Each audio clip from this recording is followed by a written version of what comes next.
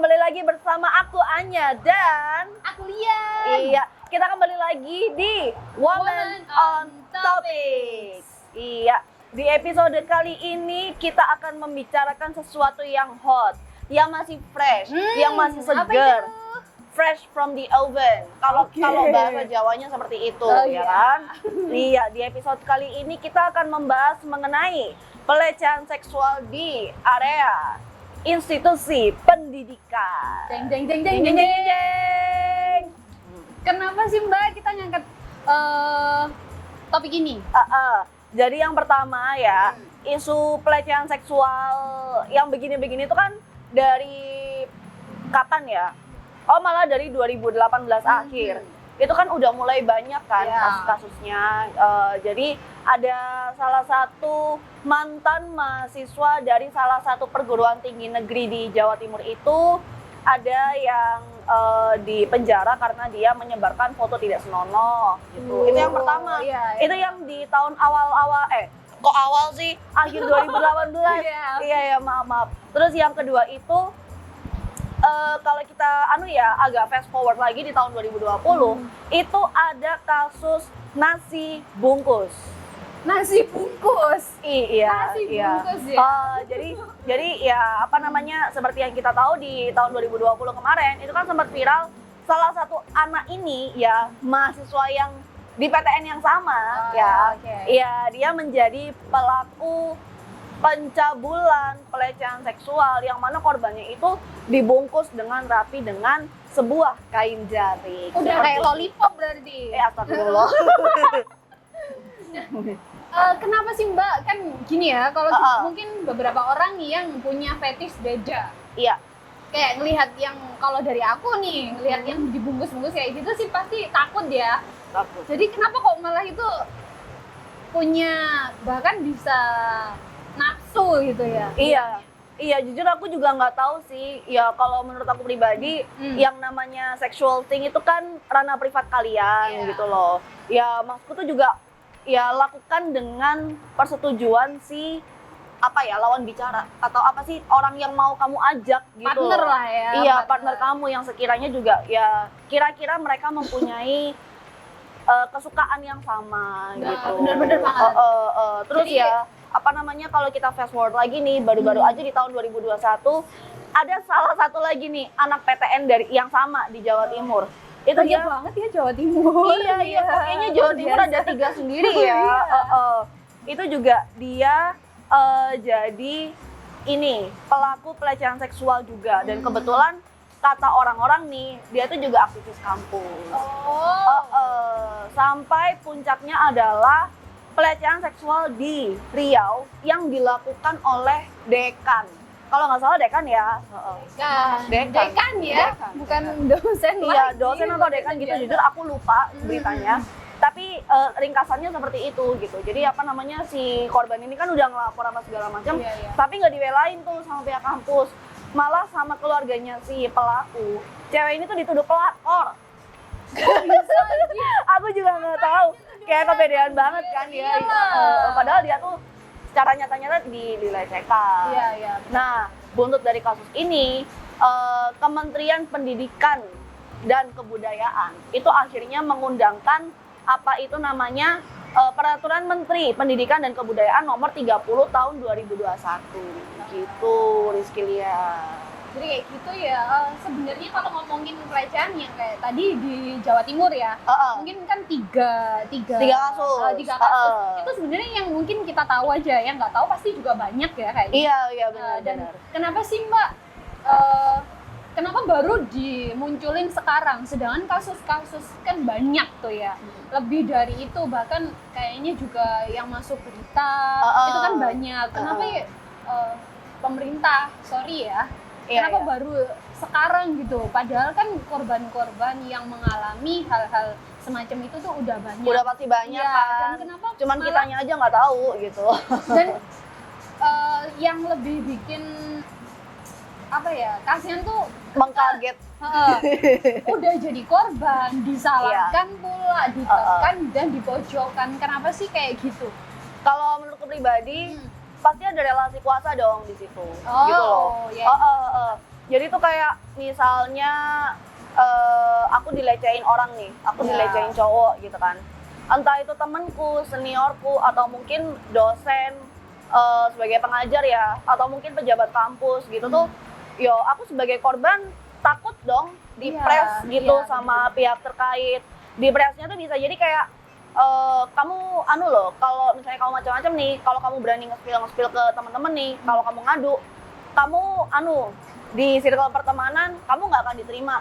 Bisa begitu. Dikucilkan ya berarti. Dikucilkan. Ancaman-ancaman seperti dikucilkan. Terus juga ada misalnya kalau misalnya ini pelakunya dari ini ya, dosen atau pejabat kampus gitu ya. Itu biasanya pressure-nya ada di beban studi kita. Kan. Jadi kayak kita dipres kalau misalnya kamu macam-macam, kalau kamu ngomongin ini ya dan sampai nama baikku tercoreng ya. Kamu nggak tak luluskan mata kuliah ini loh. Kamu tak persulit urusan ini loh. Kamu tak iniin, tak ituin. Jadi ada relasi kuasa yang cukup timpang antara pelaku sama korbannya. Sehingga pada saat si korban ini mau ngadu ya dan tidak ada perlindungan yang mengakomodir si korban, maka terjadilah hal demikian. Menurut aku seperti itu. Makanya kenapa kasus-kasus itu sampai sekarang juga nggak ada ininya ya? Iya, nggak ada suaranya. Bermunculan karena ya itu tadi orang-orang yang punya relasi tuh pasti ngepres korbannya gitu. Dan malah kayak dibikin udah kamu diem aja lah, anggap aja ini kayak nggak sengaja atau hilaf ya mungkin kan biasanya. Wah, kalau hilaf kayaknya nggak bisa dibenarkan deh. Kasihan dong. Kasihan korbannya sih. Tapi kasihan kira-kira nih Mbak, kalau yang dari Bapak Menterinya tadi yang bikin peraturan buat kasus yang sekarang, kira-kira itu menguntungkan apa sih buat korbannya? Oh sangat, menurutku amat sangat menguntungkan ya, karena gini, dalam ruang lingkup universitas ya, kalau misalnya kita lihat adik-adik maba-maba yang udah mulai masuk terus bikin tuibon tuh, kan pasti ada tuh jargon kampus merdeka, kampus merdeka belajar gitu kan. Berarti terus juga kita juga tidak mengesampingkan Tridharma perguruan tinggi ya, ya kan? Jadi dari Tridharma perguruan tinggi, terus juga ada jargon kampus merdeka itu tadi, seharusnya suatu institusi pendidikan tinggi itu kan jadi ruang aman untuk siapapun ya yang mau belajar ya dan yang memang berniat untuk menuntut ilmu tuh supaya ya udah aku belajar, aku bergaul sama teman-temanku ya kan. Aku ngikut UKM ABC, tapi aku tetap aman gitu loh. Tapi aku juga nggak perlu merasa bukan insecure ya, tapi lebih ke takut dan khawatir kalau misalnya aku berteman dengan temanku ini, terus aku bergaul sama seniorku yang ini, atau aku berurusan dengan pihak-pihak kampus, entah itu dalam administrasi atau dalam perkuliahan gitu tuh, aku nggak perlu takut apa-apa gitu loh. Justru aku malah dilindungi. Seperti itu. Jadi ada ruang aman buat seluruh mahasiswa, semua mahasiswa dan seluruh staf kampus begitu. Gitu. Karena mungkin yang mendapatkan pelecehan kayak gitu mungkin nggak cuma mahasiswa ya, bisa jadi pegawai kampus yang mungkin ngomongin yang relasi tadi di bawahnya. Jadi kayak betul banget. Aku kan dekan, berarti kalau aku melecehkan pegawai lain yang di bawahku nggak apa-apa dong. Mungkin ada yang nggak mikirnya kayak gitu. Mikirnya tuh kayak ya udah aku misalnya kayak nyentuh kamu set gini aja, nggak termasuk pelecehan kok. Tapi kalau kamu ngadu nih ya awas aja, biasanya tuh kayak begitu. Karir kamu hancur. Iya, bisa jadi. Kayak gitu bisa ya. jadi seperti itu. Jadi kayak menurutku nggak cuma di kampusku mungkin ya, nggak cuma di kampusnya Mbak, banyak banget kampus-kampus yang punya masalah di pelecehan seksual, tapi nggak di-up. Iya, tapi nggak di-up. Itu alasannya juga karena melindungi oknum yang punya relasi atau yang punya jabatan, yang punya kuasa. Biasanya tuh begitu. Kayak ya udahlah, anggap aja guyon, anggap aja enggak maksud kok seperti itu. Itu tuh kayak bibit-bibit kenapa kok banyaknya pelecehan seksual tuh dari pola pikir seperti itu gitu loh sebetulnya. Makanya Permendikbud ini diundangkan untuk mengurangi hal-hal seperti itu. Karena kan di tahun 2019 ya, DPR itu kan udah gagal mengundangkan RUU penghapusan kekerasan seksual. Itu juga. Itu dia. Balik lagi itu banyak yang menuntut untuk disahkan kayak gitu karena semakin banyak kasus pelecehan yang terjadi kan? Pelecehan atau kekerasan ya. Ini Iya. sebenarnya kita lebih ngomong kekerasan ya, karena Iya, benar. pelecehan seksual itu bagian dari kekerasan seksual Oke. gitu. Nah, kalau misalnya apa namanya, kita perempuan atau laki-laki gitu ya menerima kekerasan seksual, ya kita jadi nggak nyaman dong mau Iya belajar dong, bener gitu. banget. Padahal yang namanya dunia pendidikan ya untuk menuntut ilmu dan juga memberikan keamanan. Tridharma Perguruan Tinggi Aman, dan nyaman gitu kan. aku lupa Tridharma Perguruan Tinggi sama perlindungan bagi korban kekerasan seksual. Iya, Itu benar. cocok banget. Pose Wonder Woman dulu guys. Betul. Jadi tuh kayak gini, mungkin nih aku sering denger kan ya, karena beberapa orang mikirnya yang mendapatkan kasus kekerasan seksual, pelecehan itu kan kebanyakan perempuan. Iya, kebanyakan perempuan. Ketika ada satu kasus yang korbannya itu lelaki, banyak orang yang berpikir bahwa kan kamu kan lelaki, harusnya menikmati dong. Oh, Nggak enggak. kayak gitu ya. Nggak kayak Namanya gitu. kekerasan ya tetap kekerasan. Mungkin beberapa orang berpikir bahwa lelaki bakal menikmati. Enggak benar. Enggak. Karena ada temenku yang dia tuh sampai merasa hidupnya nggak berharga. Jadi dia tuh sampai trauma. Kamu temenan sama aku tuh mau cari ini ya, kayak gitu. Padahal kan kita temenan ya temenan aja, nggak ada yang kayak mau memanfaatkan dalam artian memanfaatkan diranjang ya. Aduh, no. Langsung vulgar aja gitu. Tapi ada orang yang berpikir kamu kan harusnya menikmati. Itu nggak bener ya. Namanya jadi korban kekerasan atau pelecehan itu pasti punya trauma. Pasti. Dan bukan cewek atau cowok menikmati itu nggak ada. Nggak ada. Menikmati kalau kamu suka sama suka. Kalau Iya, dipaksa, betul. Kalau apa dipaksa yang itu mau tidak ada. dinikmati? Nah, orang dipaksa, nggak ada konsen kan? Benar banget. Dan ini juga yang kemarin tuh sempat rame. Jadi ada beberapa orang itu membuat persepsi yang salah mengenai Nah. Permendikbud 30 tahun 2021 ini, ya kan. Jadi pasal 1 ya, dalam setiap peraturan perundang-undangan yang namanya pasal 1 itu kan menjelaskan definisi. Iya, iya. Nah, definisi ini kan memberi batasan apa itu kekerasan seksual, ya kan? Siapa itu mahasiswa, Nah. siapa itu dosen, siapa itu staf kampus, siapa itu Tridharma Perguruan Tinggi, apa itu universitas dan lain sebagainya. Terus kemudian di pasal 5, Iya. jadi yang sebetulnya diributkan sama orang-orang ini ya, Iya. mostly adalah ada di pasal 5 ayat 1 dan ayat kedua. Isinya. Nah, isinya, substansinya. Karena di pasal 2 ya, dari huruf, jadi di pasal 5, sorry mungkin aku tadi salah ngomong ya, pasal 5 ayat 2 huruf A sampai dengan huruf U. Coba hitung aja deh, dari A ke U itu berapa? Iya, coba tolong dihitung deh. Leren ngitung. L M N O P Q R S T U. Jauh banget. 21. Ya, Iya. Dari 21 poin-poin itu tadi ya. Permendikbud itu kan satu memberikan batasan-batasan seperti apa sih kekerasan seksual di kampus itu, dan yang diributin sama orang dari huruf A sampai U itu ya rata-rata ada frasa tanpa persetujuan korban. Jadi banyak yang membalikkan frasa tersebut, kalau misalnya dengan persetujuan korban maka hal tersebut adalah zina. Oh. Zina. Padahal yang diatur dalam Permendikbud 30 tahun 2021 adalah ranah kekerasan seksual. Lah, kekerasan seksual itu kan di mana-mana ada pelaku, ya kan? Ya. Ada korbannya, yang pasti itu ada pasti, korban gitu loh. Ah. Siapa sih yang terus habis itu suka misalnya diliatin secara seksualis yang kayak gini-gini sama si pelaku? Oke. Nggak ada yang suka. Iya. Itu dia gitu loh.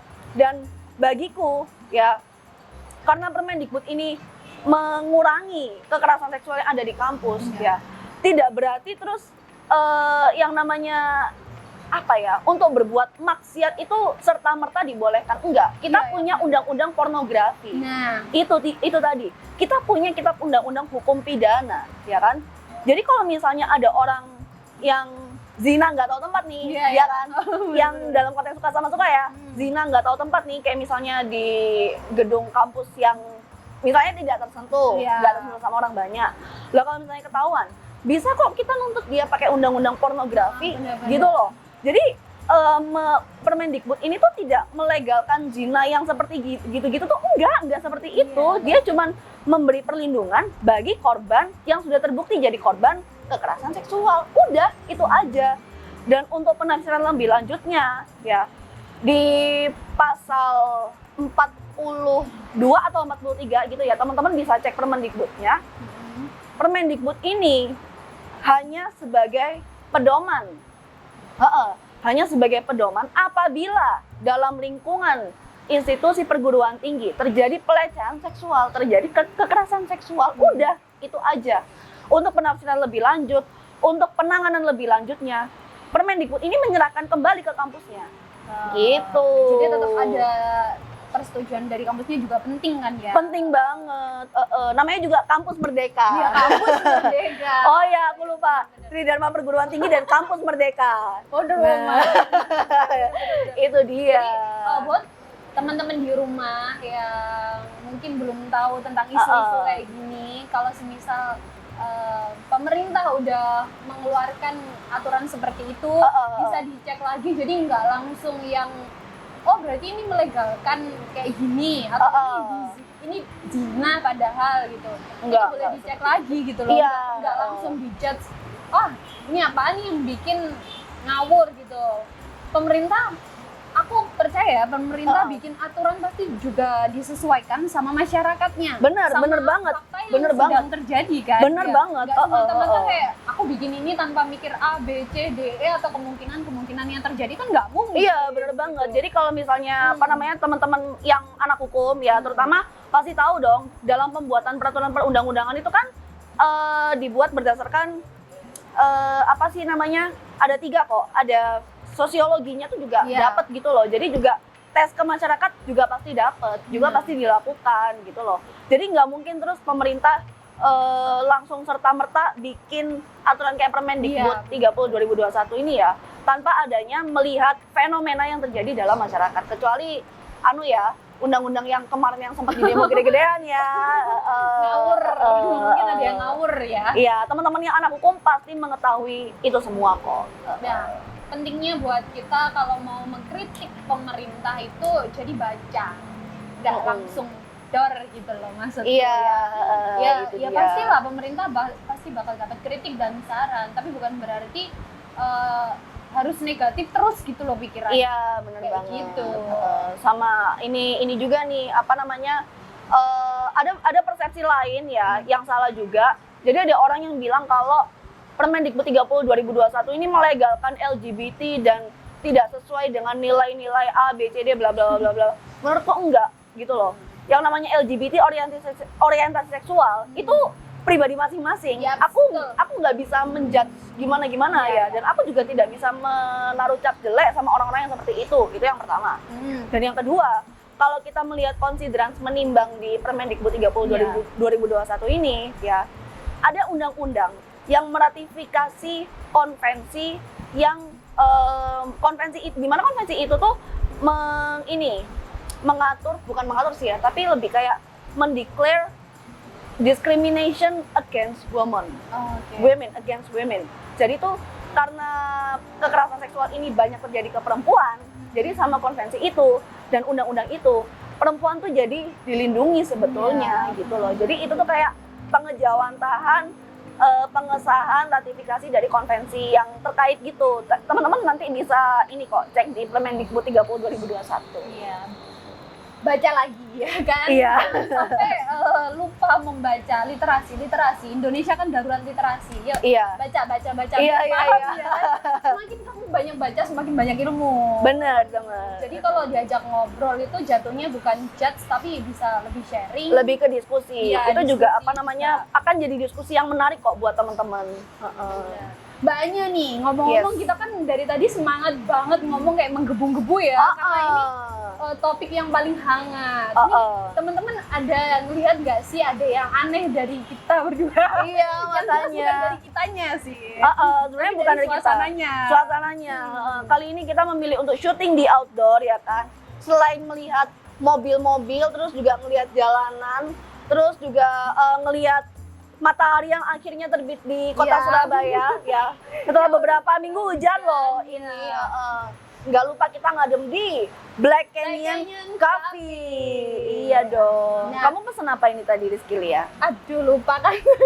Pokoknya karamel frappe. Ya, karamel. Terus aku ini nyoba yang cookies and cream. Udah tinggal sedikit ya kita. Udah tinggal dikit banget. Karena Banyak enak minum banget. persiapan. Iya, persiapan tadi biar Iya. semangat. Jadi buat temen-temen nih, nggak perlu khawatir nih kalau mau nongkrong di Surabaya, panas, atau pengen suasana yang lain. Kalau mau nongkrong di Black Canyon Cafe itu tempatnya ada outdoornya ya, kayak Iya, kita sekarang ini. buat teman-teman perokok juga nggak usah khawatir. Ada outdoor seperti ini untuk Betul. apa? Apa namanya? Selain untuk merokok juga buat teman-teman yang perokok ya. Iya. Jadi Yang anti asap rokok bisa indoor. Nah. Tenang aja teman-teman. Makanan enak, ya kan? Minumannya Minuman juga enak, harga tempatnya juga juga terjangkau. bener. Mm-mm. Tempatnya juga mendukung, jadi mau indoor outdoor ada semua. Iya. Dan pastinya enak loh, ini bersih, terus kita bisa lihat pemandangan. Bener banget. Angin sepoi-sepoi. Sepoi-sepoi lihat hijau-hijau, no, pohon-pohon di sana sini begitu. Jadi ya, Teman-teman di rumah yang belum kesini, yuk kesini. yuk ke sini. Alamatnya di mana sih? Di DBL Arena. Iya, di DBL Arena. Nggak tahu alamatnya. Pokoknya Iya. tempatnya di DBL Arena. Iya, jadi Black Canyon Coffee ini alamatnya ada di DBL Arena, Jalan Frontage Ahmad Yani, Kota Surabaya, Provinsi Jawa Timur. Lengkap kan? Iya, lengkap Yoi. banget. Yang belum kesini ditunggu nih. Harus kesini dan nyobain. Nanti testernya sama kita. Yo. Tapi sorry ya Iya, kalau misalnya iya. minumannya kurang manis, soalnya manisnya udah di PDW sama Iya. kita-kita. Iya. Iya Biar makin dong. diabetes. Iya. Seru ya mbaknya, kita ngobrol-ngobrol di sini, terus kita ngangkat topik-topik yang istilahnya lagi hangat juga.